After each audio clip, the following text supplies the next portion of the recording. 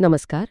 आज आपण कानपूरमधल्या एका घटनेवर बोलणार आहोत जी खूपच गंभीर आणि अस्वस्थ करणारी आहे. हो. आपल्याकडे अनेक वृत्तपत्रांमधल्या बातम्या आहेत आणि त्यातून आपण हे प्रकरण नेमकं काय आहे ते जरा खोलात जाऊन बघणार आहोत. नक्कीच. ही गोष्ट सुरू होते कानपूरच्या सचिंडी भागातून.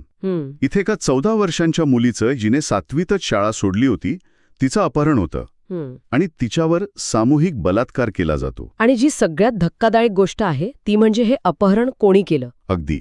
सोमवारी रात्री साधारण 10च्या सुमारास एका SUV गाडीतून 2 व्यक्ती येतात. ओके. आणि त्यातला एक जण पोलिसांच्या गणवेशात होता. हेच म्हणजे ज्यांच्याकडून संरक्षणाची अपेक्षा असते त्यांच्याच वेशात एक आरोपी. याने तर संपूर्ण प्रकरणालाच एक वेगळं आणि भयंकर वळण दिलं. हो. त्या मुलीला रेल्वे ट्रॅक जवळचं एका निर्जन ठिकाणी नेण्यात आलं.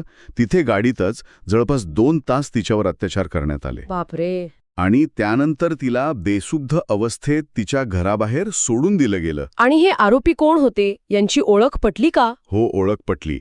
यातला एक होता पोलीस उपनिरीक्षक अंकित मौर्य, जो त्याच भागातल्या पोलीस चौकीचा प्रमुख होता. काय सांगताय, चौकीचा प्रमुखच? हो. आणि दुसरा होता शिवभरण यादव. हा एक स्थानिक पत्रकार आणि यूट्यूबर आहे. म्हणजे एक व्यवस्थेचा रक्षक आणि दुसरा, ज्याला आपण व्यवस्थेचा चौथा स्तंभ म्हणतो, तो पत्रकार. या दोघांचं पुढे काय झालं? तर पत्रकार शिवभरण यादवला अटक झाली आहे, पण तो पोलीस उपनिरीक्षक मौर्य अजूनही फरार आहे. फरार आहे? हो. त्याची गाडी मात्र पोलिसांनी जप्त केली आहे. एकीकडे हे सगळं घडत होतं आणि दुसरीकडे कुटुंबीय मदतीसाठी पोलिसांकडेच गेले असतील ना? गेले होते, पण तिथे त्यांना जो अनुभव आला तो या गुन्ह्या इतकाच धक्कादायक आहे. म्हणजे? कुटुंबाने सांगितलं की त्यांनी आधी पोलीस हेल्पलाईनवर फोन केला, पण काहीच प्रतिसाद मिळाला नाही. आणि मग ते पोलीस चौकीत गेले आणि तिथे त्यांनी सांगितलं की आरोपींपैकी एक पोलीसच आहे.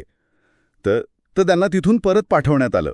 परत पाठवलं? इतकंच नाही, त्यांचा असा आरोप आहे की आरोपींची नावं तक्रारीतून वगळण्यासाठी त्यांच्याकडून तक्रार 3 वेळा बदलून घेण्यात आली. 3 वेळा? म्हणजे हे फक्त एका कर्मचाऱ्याची चूक नाही, FIR बदलून घेणं, सुरुवातीला ती अज्ञात व्यक्तींविरोधात दाखल करणं आणि त्यात पॉक्सोसारखं महत्वाचं कलम न लावणं. हो. हे तर प्रकरण दाबण्याचा एक संघटित प्रयत्न वाटतोय. अगदी बरोबर. आणि हे सगळं कधी बदललं तर जेव्हा पीडितेच्या भावानं सोशल मीडियावर घडलेला प्रकार सांगितला. अच्छा, म्हणजे प्रकरण बाहेर आल्यावर? हो. प्रकरण माध्यमांमध्ये आलं, लोकांचा दबाव वाढला आणि मग वरिष्ठ अधिकाऱ्यांनी यात हस्तक्षेप केला. या कथेतला खूप महत्वाचा भाग आहे. म्हणजे जोपर्यंत प्रकरण पोलीस स्टेशनच्या आत होतं तोपर्यंत ते दडपलं जात होतं. बरोबर.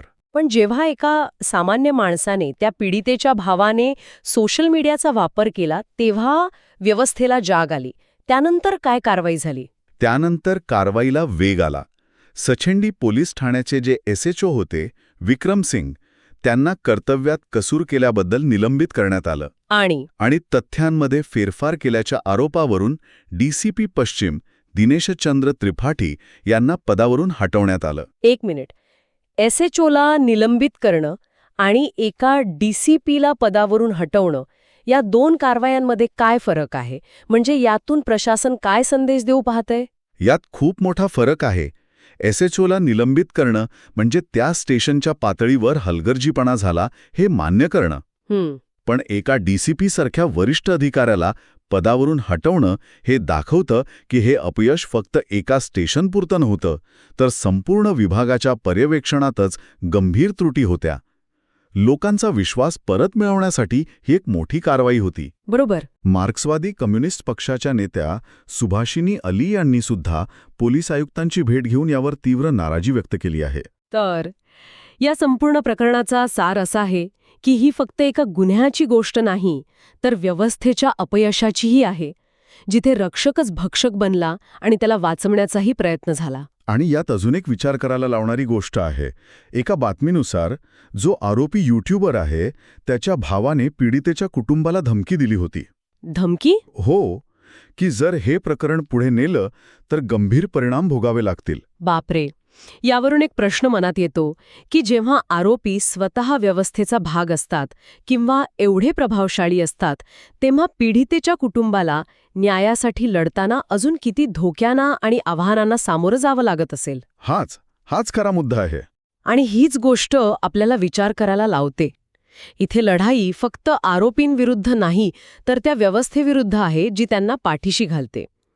या प्रकरणात सोशल मीडियामुळे आवाज उठवणं शक्य झालं. पण विचार करण्यासारखी गोष्ट ही आहे की ज्यांच्याकडे आवाज उठवण्याचं हे साधन नाही, त्यांचं काय होत असेल.